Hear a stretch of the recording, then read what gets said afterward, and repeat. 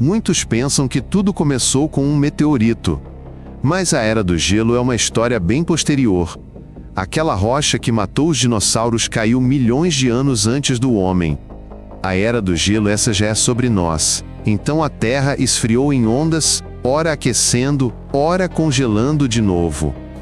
E em um dado momento veio um máximo real, quando o frio ficou mais intenso que nunca.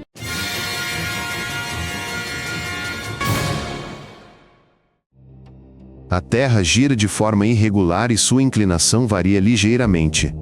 Por isso, o Sol aquece menos o norte às vezes. Assim, a neve não derrete no verão, e aumenta a cada ano. Começa então o acúmulo de gelo. O gelo reflete a luz e tudo fica mais frio. É como um círculo vicioso, mas de gelo. Em dezenas de milhares de anos, nosso planeta virou um refrigerador. O pico do frio ocorreu há cerca de 20 mil anos. Os invernos eram longos, os verões curtos e frescos. Havia menos água nos oceanos, pois ela ficou presa nas geleiras. O nível do mar baixou 100 metros. Geleiras gigantes cobriam o Canadá, o norte da Europa e a Rússia. Nas montanhas, de Alpes a Himalaias, enormes geleiras deslizavam. Elas esculpiam futuros vales e lagos. Imagine, toda a Europa do Norte estava sob quilômetros de gelo. A Grã-Bretanha estava ligada ao continente. Escandinávia, norte da Alemanha, Polônia, tudo eram campos de gelo desolados. Na América do Norte também, onde o gelo não chegou, havia frio intenso e permafrost. Onde o gelo recuava, restavam colinas, lagos e enormes pedregulhos. O gelo tinha-os arrastado por centenas de quilômetros. Nem todo o planeta congelou. Nos trópicos, era mais quente, mas mais seco. O Saara virava um deserto. No Sudeste Asiático e na Austrália, continentes inteiros surgiam, pois o mar havia recuado. Onde há água hoje, havia terra antes. Pessoas e animais caminhavam de ilha em ilha, por terras que já não existem. O clima lá também era instável, chuvas e secas. Tudo mudava ao longo dos séculos. Quando o oceano recuou, muita terra nova surgiu na superfície.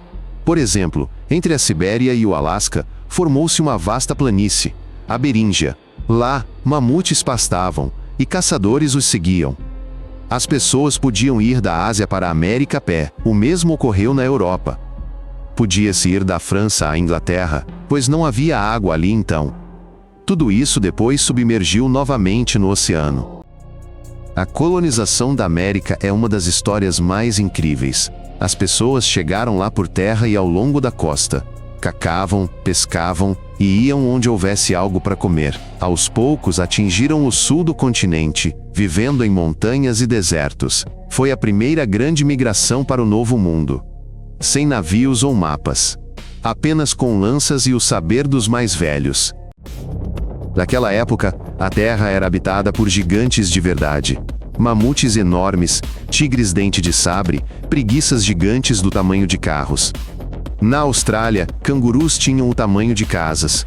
Todos tinham pelo grosso, reservas de gordura e sabiam sobreviver ao frio. Humanos caçavam-nos, usando tudo: carne, peles, ossos. Era uma verdadeira luta pela vida, tanto entre os animais, quanto entre o homem e a natureza. Um dos animais da era glacial mais famosos é o rinoceronte lanudo. Imagine um rinoceronte comum, mas coberto de pelos longos e com um chifre poderoso, usado para cavar a neve. Ele viveu da Europa à Sibéria. Com o aquecimento do clima, ele enfrentou dificuldades. A grama deu lugar a arbustos e árvores. Adicione a caça e a espécie começou a desaparecer. Havia muitos animais assim, e todos tiveram problemas semelhantes. As pessoas não eram indefesas. Eles costuravam roupas de pele, construíam abrigos, faziam fogueiras. Faziam agulhas de ossos e facas e pontas de sílex. Caçavam em grupo, construíam armadilhas, conheciam os hábitos dos animais. Podiam viver em um só lugar ou migrar. Tudo dependia do clima e da comida. A habilidade de transmitir conhecimento, de ensinar como caçar e onde buscar comida, tornou-se mais vital que a força ou armas. Sim, mesmo nessas condições, as pessoas pintavam.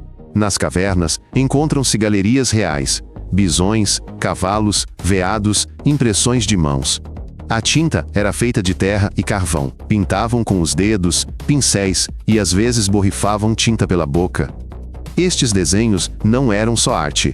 Eram memória, rituais, um modo de explicar o que era importante. Mesmo no frio, entre os gelos, as pessoas ainda queriam entender e contar sobre o mundo. A costa sempre ofereceu uma chance de sobreviver. Moluscos, peixes e aves podiam ser obtidos mesmo no inverno. Pessoas construíam barcos simples, faziam redes e secavam peixe. Acampamentos costeiros sumiram com a subida do mar, por isso não os vemos. Mas muitos sobreviveram ali, quando o interior do continente estava muito frio ou havia fome. O mar é também uma despensa, só que salgada. Enquanto o planeta congelava, havia muita poeira no ar.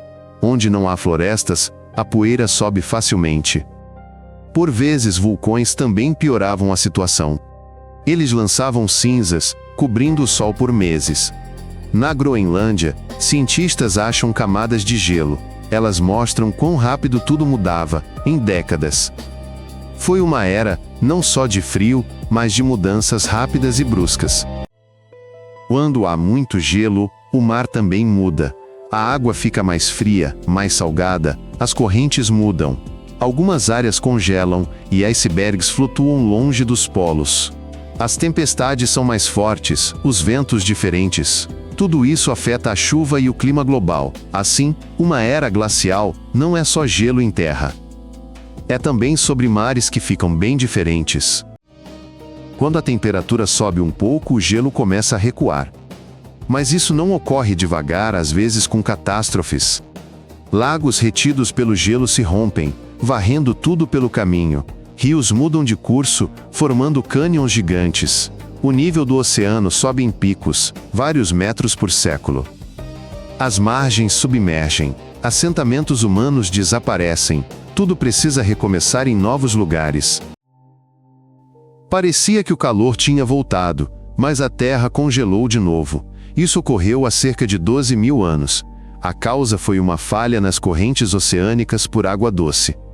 O frio retornou quase como antes. Tudo se contraiu novamente. Plantas sumiram, animais migraram, pessoas tiveram que se adaptar de novo. Mas depois, mesmo assim, a estabilidade chegou. E a partir dela, nossa história começa. Com o calor, os grandes animais tiveram problemas.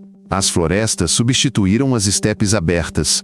A caça ficou mais fácil para os humanos, mas a presa diminuiu. Muitas espécies desapareceram gradualmente, não num único dia nem ao mesmo tempo, mas aos poucos, por diversas razões. Alguns não suportaram o calor, outros os humanos, ou mudanças na dieta. No fim, de mundos inteiros restaram apenas ossos na Terra. Quando o gelo se foi, o mundo mudou. As ilhas britânicas se separaram da Europa, a Beríngia submergiu. Surgiram as costas que conhecemos e as florestas cresceram. Pessoas aprenderam a semear, domesticar animais e erguer vilas. Não era mais preciso seguir os mamutes. Uma nova era começou, a nossa. Mas os vestígios do gelo permaneceram. Se vivêssemos naquela época, nossas cidades estariam sob quilômetros de gelo. Se foi interessante, inscreva-se para não perder novos lançamentos. Aqui, tudo é curto e direto ao ponto.